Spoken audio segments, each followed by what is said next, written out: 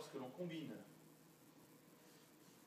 ces deux formules, on obtient que la pression est proportionnelle à la force divisée par la surface. L'expérience montre qu'en fait, le coefficient de proportionnalité vaut 1 et que l'on a directement la formule P égale F sur S. Nous allons maintenant voir une application de cette formule en prenant par exemple une force pressante F1 égale à 2 fois la force pressante F sur une surface S1 qui ne bouge pas, constante, qui est égale à S. L'objectif étant de calculer la nouvelle pression P1 exercée par cette nouvelle force pressante sur cette surface.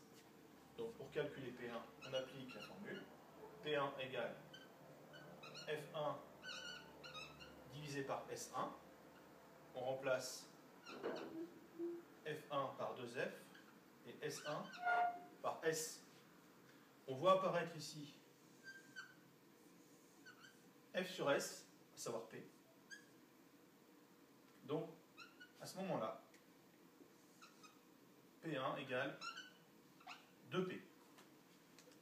Le fait d'avoir doublé la force pressante à surface constante a doublé la pression, ce qui prouve bien que doubler la force pressante revient à doubler la pression, dont autrement dit que ces deux grandeurs sont proportionnelles.